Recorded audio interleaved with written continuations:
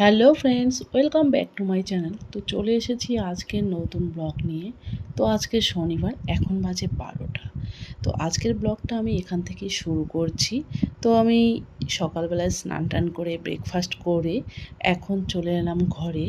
তো আমি চুলে একটু কালার করে নিলাম, বাড়িতেই আজকে যেহেতু রয়েছি। তো এদিকে মেয়েকে একটু ড্রয়িং করাবো, কারণ আজকে ওর ড্রয়িং ক্লাস রয়েছে। তো ওকে বসিয়ে দিলাম, ওকে ড্রয়িং করতে দিলাম, আর আমিও সাথে একটু দেখিয়েও দিচ্ছি। তো ওকে এখন কালারগুলো করতে দিচ্ছি। আর এদিকে আজকে একটু আজকে একটু রোদ উঠেছে, তাই প্রচুর কাজও রয়েছে। এই কয়েকদিন একটানা বৃষ্টি হয়েছে, অনেক কাপড় চোপড় জমা হয়েছিল। তো রৌদ্রটাও উঠেছে, তাই আজকে একটু কাপড় চোপড়গুলোও ধুয়ে দিব। আর এদিকে আমার দেখুন আলমারিটার কি অবস্থা, কাপড় চোপড় যখন রাখি তখন আর খুঁজে পাওয়া যায় না। তো আজকে একটু আলমারিটাকেও গোছাবো।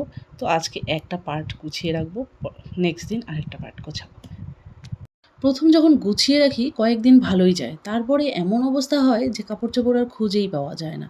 এরকমই বারবার যখন অবস্থা খুব খারাপ হয়ে যায় তখনই গুছিয়ে রাখি।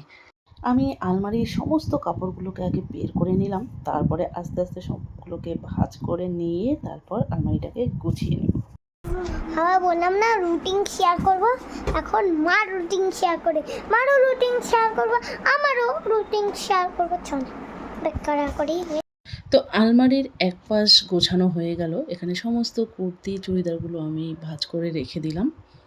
কাপড় চোপড় গোছানো থাকলে খুব সহজেই খুঁজে পাওয়া যায়, তাই কোনো প্রবলেম হয় না। আর না হলে এত একটার উপর একটা এমন হয়ে যায় যে তখন আর কোনো কাপড়ই খুঁজে পাওয়া যায় না।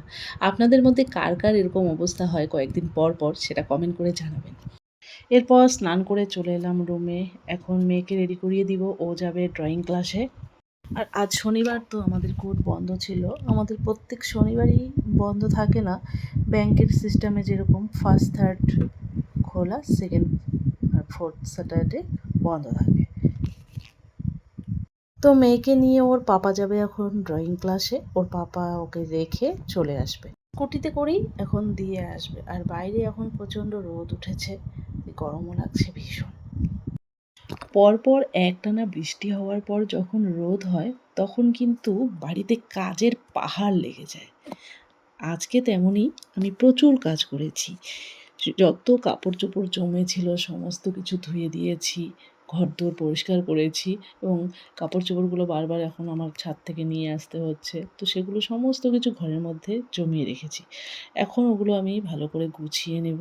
ড্রয়িং ক্লাস থেকে মেয়েকে ওর পাপা নিয়ে এসেছে, এখন আমি ওকে নিয়ে যাচ্ছি ওর নাচের ক্লাসে। আগস্টেই মেয়ের নাচের এক্সাম রয়েছে। তো এখন সেই কারণেই যেগুলো ওদের সিলেবাসে রয়েছে সেগুলোই প্র্যাকটিস করানো হচ্ছে। এই কয়েকদিনের জন্য আর নতুন কিছু নাচ তোলাবে না। তো এই যেগুলো পুরানা শিখিয়েছে সেগুলোই প্র্যাকটিস করাচ্ছে। এখন দেখতে পাচ্ছেন আমি রেডি হয়েছি। তো রেডি হয়ে কোথায় যাচ্ছি, কার বাড়িতে যাচ্ছি, পুরোটাই আপনাদের সঙ্গে শেয়ার করব, যার জন্য ভিডিওটি দেখতে থাকুন।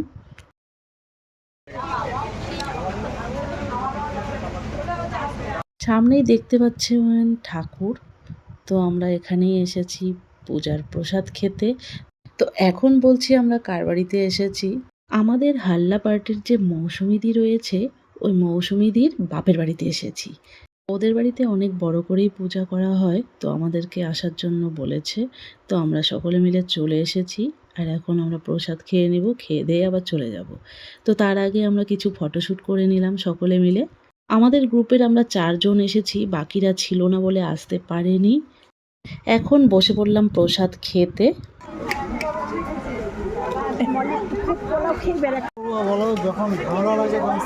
এখন চলে এলাম বাড়িতে।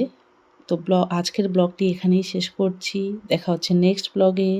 ব্লগটি ভালো লাগলে অবশ্যই লাইক, শেয়ার আর কমেন্ট করবেন। আর চ্যানেলটি সাবস্ক্রাইব করে পাশে থাকবেন।